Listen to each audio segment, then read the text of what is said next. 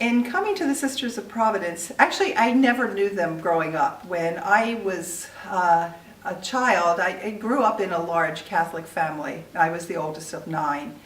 And I give a plug to the School Sisters of Notre Dame because that's kind of where I first sensed, if you would, a calling. I very much admired those sisters at the time who were educators and were themselves very well educated.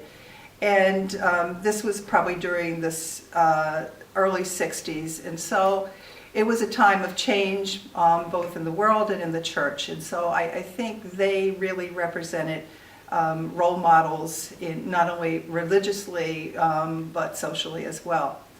So, but it didn't work out. I wasn't ready yet, and so I moved on to college, where I also majored in Latin and Greek, and had a number of wonderful relationships, hoping that they were going to lead to marriage, but they never did.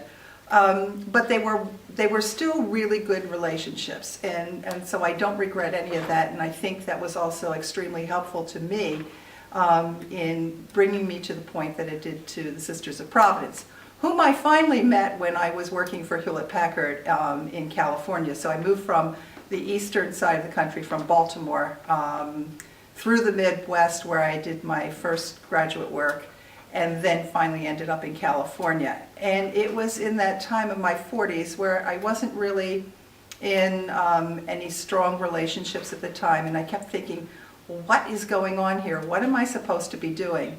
And one of the sisters, Sister Barbara Reeder, was the pastoral associate in the parish that I was frequenting, and I decided to talk to her, and so she was the one who actually introduced me to the Sisters of Providence.